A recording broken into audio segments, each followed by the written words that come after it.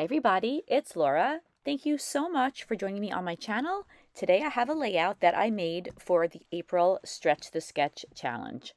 In Stretch the Sketch, we take a sketch that's intended for a 12 by 12 inch layout and we either stretch it to a larger format or we shrink it to a smaller one.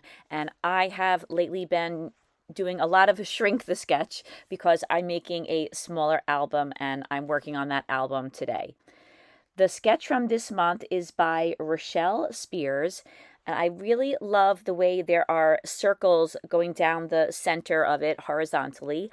I've been wanting to make a layout with lots of circles on it, and I just haven't gotten around to it, so I was happy to see this sketch. And because I am shrinking the sketch, I had to modify it a little bit, and I'll talk about that in a moment. First, I started with an 8.5 by 6.25 inch piece of cardstock. This paper will fit into one of the page protectors that I use for what I thought was a 6 by 8 inch album, but apparently the pages are a little bit bigger. I'm using some red strips of paper because I want a little touch of color all around the border of my layout. I use the Vicki Boutin Storyteller collection for this entire layout. Other than a few enamel dots, that's the only thing that I use on this layout.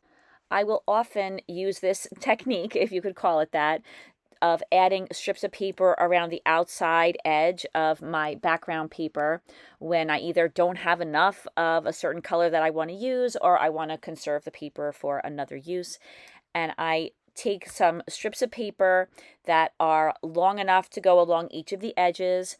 I will usually attach down the right and left vertical strips, and then I will cut 45-degree angles in the corners of the top and the bottom strip, and that just creates kind of a nice little frame. Now I'm using one of the pattern papers. This is a really pretty paper. It has a yellow background, but there's a lot of variation and lots of really pretty dots. And that's going to serve as my background paper. And you could see that when I put that on top of the frame, it didn't matter that all those strips were different sizes. As you could see in the sketch, there are two vertical strips. Because my layout is so small, I decided that I was going to cut it down to one strip and just use one photo. To create a vertical strip, I'm using a piece of navy blue paper.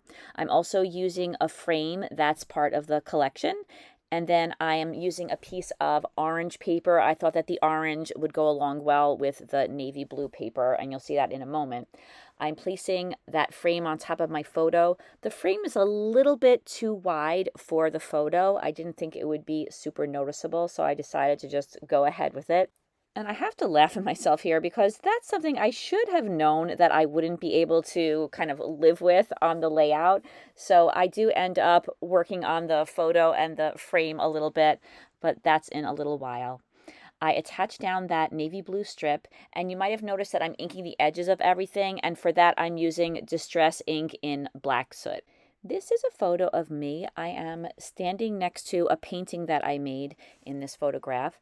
I painted this when I took a class with my daughter Danielle. She was really into painting for a while, so we took some of those community center classes together, and the instructor was really amazing.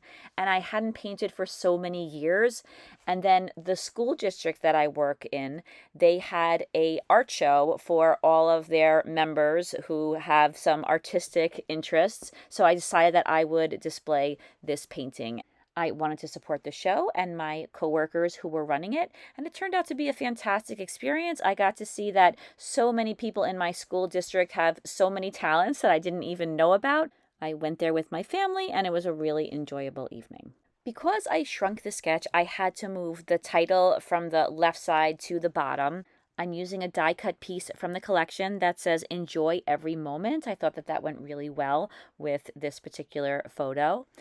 I also used another die cut that says "Collect All the Memories," and I placed that underneath it. I liked the size of it, I liked the saying, and I thought that the color was great too. So I tucked that underneath the larger title. And now I'm working on that cluster of circles that's going to make a horizontal line across the layout.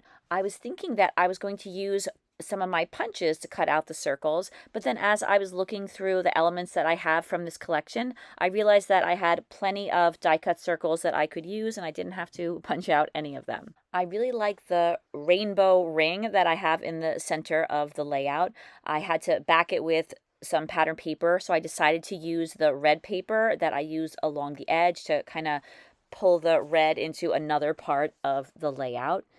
And since that one is a little bit bigger than the rest, that one is going in the center. And then I began to arrange the smaller circles around it.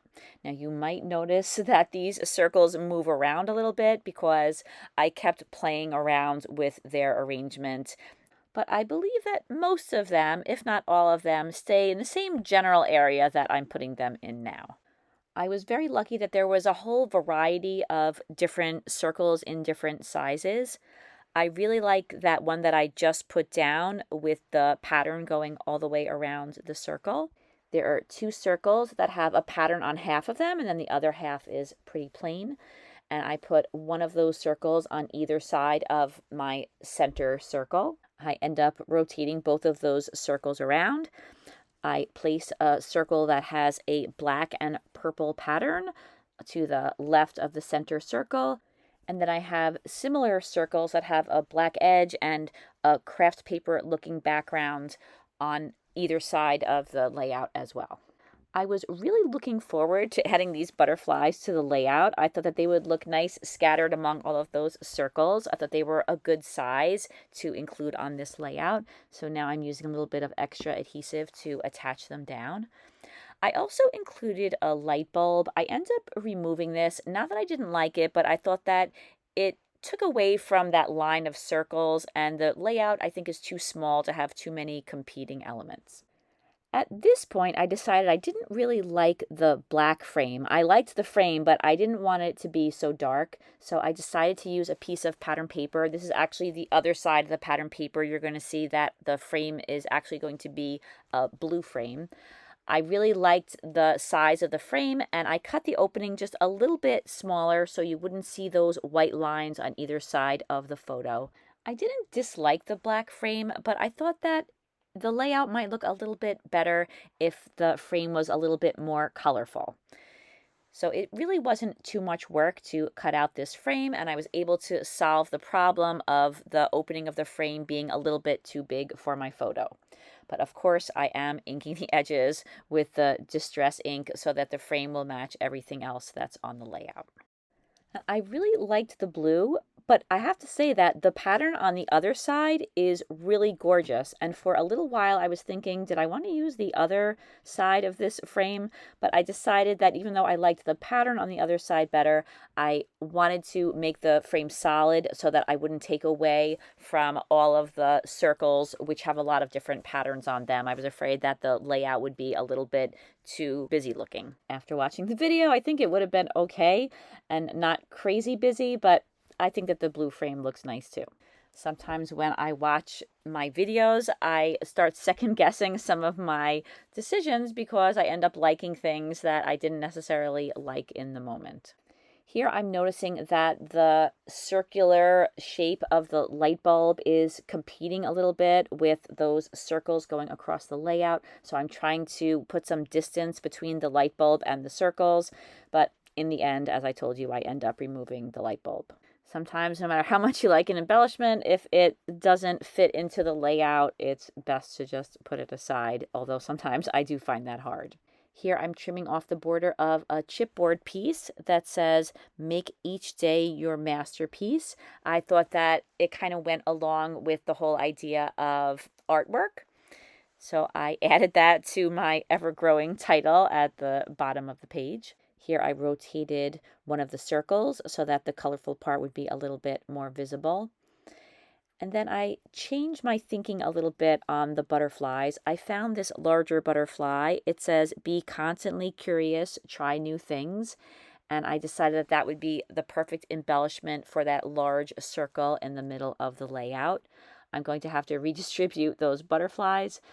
But before I do that, I'm adding 2 little chipboard pieces to the right-hand side of the photo. I wanted to add a little bit more at the top of the layout. Not too much, but a little bit more.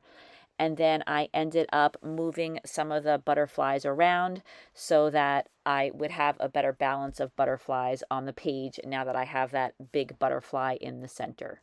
There were some cute tiny hearts in the sticker book. One's pink and one's turquoise, and they have a little bit of gold in them. So I decided to use those to embellish those 2 chipboard arrows that I put on the layout a little bit earlier. And now once again, I'm rearranging the butterflies. I want to make sure that I like the way they flow across the page. Instead of just having the butterflies on the circles, I decided to put some toward the top of the layout near the photo. Without the butterflies, I thought the top looked a little bit bare. I was also, though, trying to be careful of not over embellishing the page. So I wanted to add something else other than paper to the layout. I think that's really helpful with having the layout look interesting. So I decided to add some enamel dots. I had some red dots that were a couple of different sizes, and they were that nice deep red color of the paper along the edge and in the center of the circle. I placed those in a couple of different spots along that line of circles. And then I used some very tiny black enamel dots. I'm going to have to restock on those this summer when I go to the scrapbooking shows. I put them on the butterflies, and I also place them on the little hearts that are on those chipboard arrows. And I put a slightly larger dot on the banner that's at the bottom of the page. The enamel dots are the last touch.